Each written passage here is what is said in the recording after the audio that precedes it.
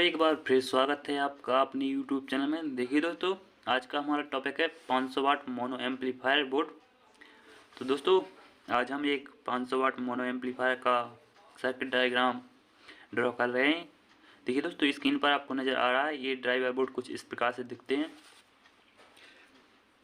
Driver कह लें या फिर मोनो एम्पलीफायर पूरा बोर्ड डायग्राम हम आपको इसमें आउटपुट ट्रांजिस्टर भी ड्रॉ करके बताएंगे। पहले हम इसका ड्राइवर सेक्शन ड्रॉ करेंगे, फिर इसमें जितने भी पेयर आउटपुट ट्रांजिस्टर लगते हैं वो भी आपको इसमें लगाकर आपको बताएंगे किस प्रकार आपका 500 वाट मोनो एम्पलीफायर ड्राइवर बोर्ड बनेगा। तो दोस्तों, आज की वीडियो काफ़ी अमेजिंग होने वाली है, सो वीडियो को पूरा देखिएगा, तभी आप अच्छे से समझ पाएंगे। और दोस्तों, अभी तक आपने हमारे इस चैनल को सब्सक्राइब नहीं किया है तो सब्सक्राइब कर लीजिए, क्योंकि यहाँ पर आपको डेली एक न्यू वीडियो न्यू टॉपिक पर मिल जाएगी। और दोस्तों, इस सर्किट डायग्राम को आप आसानी से बना भी सकते हैं। दोस्तों, यदि आपको इसमें से कोई कंपोनेंट नहीं मिलता है तो दोस्तों मैं इस सर्किट में डबल ऑप्शन रखूँगा कि आप उस कंपोनेंट की जगह कौन सा यूज कर सकते हैं। तो दोस्तों, चलिए वीडियो में आगे बढ़ते हैं। तो देखिए दोस्तों, हमने दो ट्रांजिस्टर ड्रॉ किए हैं और ये ऊपर नीचे प्लस माइनस की सप्लाई। दोस्तों, ये -60 वोल्ट है और दोस्तों ये आप ये देख सकते हैं, ये +60 वोल्ट है, क्योंकि ये इस एम्पलीफायर में करीब 55 या 50 का ट्रांसफार्मर लगता है, जो कि डीसी में बदलने के बाद करीब 60 या 65 वोल्ट के करीब हो जाता है। और दोस्तों देखिए, हमने दो ट्रांजिस्टर यहाँ ड्रॉ किए हैं, जिसका एमीटर बेस कलेक्टर हमने यहाँ लिख दिए हैं, जिनका नंबर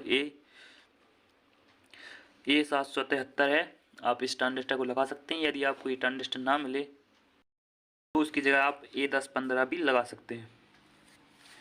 तो दोस्तों, चलिए इस सर्किट में आगे बढ़ते हैं। सबसे पहले हम इसके इनपुट सेक्शन को कवर करते हैं। देखिए दोस्तों, तो हमने इसके इनपुट पॉइंट पर एक 56 के रजिस्ट्रेशन को ग्राउंड से जोड़ दिया है, जो कि बायस वोल्टेज का काम करती है। देखिए दोस्तों, तो हमने यहाँ एक कैपेसिटर भी लगा दिया है 2.2 UF। दोस्तों, मैं आपको इस कैपेसिटर की पॉलिटी बता दूं कि आप ये छोटी वाली लाइन दिख रहे हैं, ये इसका प्लस होता है, ये बड़ी वाली लाइन आपको माइनस से, तो आप इसका भी ध्यान रखें। सभी कैपेसिटर इसी तरह से ड्रॉ होंगे इस सर्किट में। और दोस्तों, जिन ट्रांजिस्टरों में ये एरो का निशान अंदर की ओर हो तो वो PNP ट्रांजिस्टर होते हैं, और जिन ट्रांजिस्टरों में एरो का निशान बाहर की हो वो NPN ट्रांजिस्टर होते हैं। आप इस बात का भी ध्यान रखें, क्योंकि सर्किट ड्रॉ करते हुए मैं आपको बताना भूल जाऊं कि ये NPN है या PNP, तो आप इसकी मदद से उसे पहचान सकते हैं कि ये NPN है या PNP। तो देखिए, हमारा इनपुट स्टेज कंप्लीट हुआ। हम यहाँ से इनपुट देंगे, ये 2.2 UF के कैपेसिटर से यहाँ में जाएगी, ये ट्रांजिस्टर कंडक्ट करेगा। तो हम आइए सर्किट में और आगे बढ़ते हैं। ये दोस्तों, तो दोनों ट्रांजिस्टरों को हमने कलेक्टर से 3.9 के रजिस्ट्रेशन से जोड़ लिया है। जैसा कि दोनों ट्रांजिस्टर देख सकते हैं, आपने कई सारे सर्किट डायग्राम देखे होंगे, इसी प्रकार से हम जोड़ते हैं। दोस्तों, आपको मैं एक बात और एक्सप्लेन करा दूं कि ये 3K9 क्यों लिखा जाता है, इसमें पॉइंट का इस्तेमाल क्यों नहीं किया जाता है। तो दोस्तों, इसका भी एक बड़ा रीजन कारण है। देखिए दोस्तों, जैसे कि आप यहाँ लिख दें 3.9K, तो दोस्तों यदि ये पॉइंट मिट जाए तो आप इस के रजिस्ट्रेशन की वैल्यू को कुछ और पढ़ लेंगे और आप इसे 3.9K की जगह यहाँ पर 39K की रजिस्ट्रेशन लगा देंगे और आपका ये सर्किट काम नहीं करेगा। तो इसीलिए यहाँ पर 3K3 लिखा जाता है। यदि ओम में बात करें तो यहाँ 3E लिखा जाएगा, ना कि 3.3E। तो आप इस बात का भी ध्यान रखें कि 3K3 या 3E3 यानी ओम को E से दर्शाते हैं, तो इस प्रकार से इस रजिस्ट्रेशन की पॉइंट का इस्तेमाल किया जाता है। तो आप इस बात का भी ध्यान रखें। तो आइए दोस्तों, सर्किट में और आगे बढ़ते हैं। देखिए दोस्तों, तो इन दोनों ट्रांजिस्टर को एमीटर को कॉमन बनाया गया है। दोस्तों, इस कॉमन पॉइंट पे यानी इस ट्रांजिस्टर इन दोनों ट्रांजिस्टरों के एमीटर पर हमें 0.7 वोल्ट लाना होता है, क्योंकि यदि हम इसे डायरेक्ट जोड़ दें तो ये ट्रांजिस्टर में बहुत ज़्यादा एम्पियर यानी करंट और वोल्टेज फ्लो होगा, जिसकी वजह से ये ट्रांजिस्टर फेल हो जाएंगे। तो इसके लिए हमें 0.7 वोल्ट लाना होगा, जिसे हम बायस वोल्टेज भी कहते हैं। तो हम यहाँ एक ट्रांजिस्टर मेथड का यूज करते हैं वोल्टेज रेगुलेटर के लिए।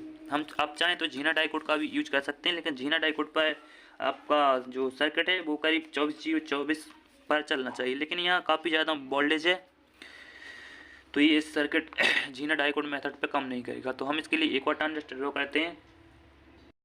ये दोस्तों, हमने एक और ट्रांजिस्टर ड्रॉ कर लिया, जिसका नंबर भी A773 है। यहाँ दोस्तों, हमने इसके प्लस एमीटर को 3.9 के रेजिस्टेशन से जोड़ा है। ट्रांजिस्टर में वोल्टेज इनपुट हो सके। देखिए दोस्तों, तो हमने इस ट्रांजिस्टर के कलेक्टर से इस ट्रांजिस्टर के एमीटर पे एक 33 के रेजिस्टेशन से सप्लाई जोड़ दी है। लेकिन दोस्तों सप्लाई तो जुड़ चुकी है, लेकिन जब तक हम इस ट्रांजिस्टर के बेस पर कोई भी वोल्टेज नहीं डालेंगे तब तक ये ट्रांजिस्टर कंडक्ट नहीं करेगा। तो इसके लिए हमें एक फिक्स वोल्टेज इस ट्रांजिस्टर पर डालना होगा, जिससे कि यहाँ 0.7, क्योंकि ये सप्लाई हमारी कम ज़्यादा होती रहे लेकिन हमारा यहाँ 0.7 वोल्ट ही मिलना चाहिए, कम ज़्यादा नहीं होना चाहिए। तो आइए इसके लिए हम एक अलग से अरेंजमेंट करते हैं। देखिए दोस्तों, तो हमने यहाँ पे एक 4.7 के की रजिस्ट्रेशन और यहाँ पर एक जीना डाइकोड 24 वोल्ट का जीना डाइकोड लगाया है और इसे भी हमने डायरेक्ट ग्राउंड से जोड़ दिया है, जिससे यहाँ पर 24 वोल्ट क्लैंप हो जाएगा। आप यहाँ 60 वोल्ट 70 वोल्ट 80 वोल्ट भी देंगे, लेकिन यहाँ पर आपको करेक्ट 24 वोल्ट ही मिलेगा और 24 वोल्ट ये यहाँ आउट करेगा और 3.3 के की रजिस्ट्रेशन से ये वोल्टेज रेगुलेटर होकर यहाँ पर 0.7 वोल्ट ही आपको मिलेंगे। दोस्तों आप चाहें तो इस ट्रांजिस्टर को ना लगाकर डायरेक्टली इस 33 के रजिस्ट्रेशन के पॉइंट को यहाँ जोड़ सकते हैं, जिससे इस सर्किट को 0.7 वोल्ट मिल सके। और दोस्तों इसकी एक कंडीशन ये है कि यहाँ पर आपका 24 यानी 24 वोल्ट ही होना चाहिए। यदि आप 60 वोल्ट पर इस एम्पलीफायर को ओपन करेंगे यानी ऑपरेट करेंगे तो ये जीना डाइकोड खराब हो जाएगा और आपका एम्पलीफायर में जो बायस वोल्टेज क्रिएट नहीं होंगे, सीधी डायरेक्ट सप्लाई जाएगी, जिससे आपकी ट्रांजिस्टर भी शॉर्ट हो जाएंगे यानी फेल हो जाएंगे। तो इसीलिए यहाँ पर ये ट्रांजिस्टर का अरेंजमेंट किया गया है। और दोस्तों यहाँ एक कैपेसिटर लगा हुआ है, आप देख सकते हैं कैपेसिटर का सिंबल आपको नज़र आ रहा है। यहाँ पर ड्राइंग में थोड़ी कमी होने की वजह से हमने यहाँ पर कैपेसिटर लगाया। इसके नेगेटिव पॉइंट को भी हमने डायरेक्टली ग्राउंड से जोड़ दिया है। आप देख सकते हैं कुछ इस प्रकार से, मैं आपको एक बार दिखाने की कोशिश करूँ इस प्रकार से। दोस्तों इस कैपेसिटर को आप लगा सकते हैं 100 UF। यहाँ पर 24 वोल्ट पर तो वोल्टेज क्लैंप हो गया, तो आप मैं रिकमेंड करूँगा कि आप यहाँ पर 35 वोल्ट का कैपेसिटर लगाएं। तो इसका नंबर भी मैं यहाँ कहीं लिख देता हूँ। दोस्तों मैंने वहाँ पर इस कैपेसिटर की वैल्यू लिख दी है, तो आपको कोई डाउट नहीं होगा। तो दोस्तों हमारा जो इनपुट स्टेज है लगभग कंप्लीट हुआ। और दोस्तों अभी तक आपने हमारे चैनल को सब्सक्राइब या वीडियो को लाइक नहीं किया तो कर दीजिएगा। दोस्तों चलिए सर्किट में और आगे बढ़ते हैं। दोस्तों यदि आप इस ट्रांजिस्टर को नहीं लगाते हैं तो आप एक 33 के रजिस्ट्रेशन लगाकर इस प्लस सप्लाई से जोड़कर एक 24 वोल्ट का जीना डाइकोड और इसको डायरेक्टली इस 33 के रजिस्ट्रेशन से जोड़ देंगे, तब भी सर्किट काम करेगा। लेकिन इसमें कंडीशन ये है कि आपके यहाँ वोल्टेज 24 वोल्ट होनी चाहिए, या फिर 30 वोल्ट तक चल जाएगा, कोई प्रॉब्लम वाली बात नहीं है। लेकिन यदि आपका यहाँ 60 वोल्ट आता है तो ये रजिस्ट्रेशन भी हीटिंग की प्रॉब्लम होगी, या ये ट्रांजिस्टर ये जो 24 वोल्ट का जीना डाइकोड है ये इसके ख़राब होने के चांसेस काफ़ी ज़्यादा होते हैं। तो आप इस ट्रांजिस्टर का अरेंजमेंट करें। दोस्तों तो मैं इस ड्राइंग को हटा देता हूँ। देखिए दोस्तों कुछ इस प्रकार से इसमें अरेंजमेंट किया गया है, तो आप इसका भी ध्यान रखें। तो आइए दोस्तों सर्किट में और आगे बढ़ते हैं। दोस्तों तो दो ट्रांजिस्टर में ये थोड़ी सी मिस्टेक हो गई, यहाँ पर NPN ट्रांजिस्टर लगे हुए थे, इसका एरो भी बाहर की ओर होगा। तो मैं यहाँ ड्राइंग में थोड़ी सुधार कर देता हूँ। एक्चुअली इस गलती की वजह से आपका सर्किट जो है वो काम नहीं करेगा। तो मैंने यहाँ पर इसका नंबर भी लिख दिया है 1815। आप इस ट्रांजिस्टर को लगा सकते हैं, यहाँ भी मैंने 1815 लिख दिया है, आप इस ट्रांजिस्टर को भी लगा सकते हैं। आपको ये ट्रांजिस्टर नहीं मिलता है तो एक ट्रांजिस्टर और आता है जिसका नंबर भी मैं यहाँ लिख दूँ C2229, तो आप इस ट्रांजिस्टर को भी यहाँ लगा सकते हैं।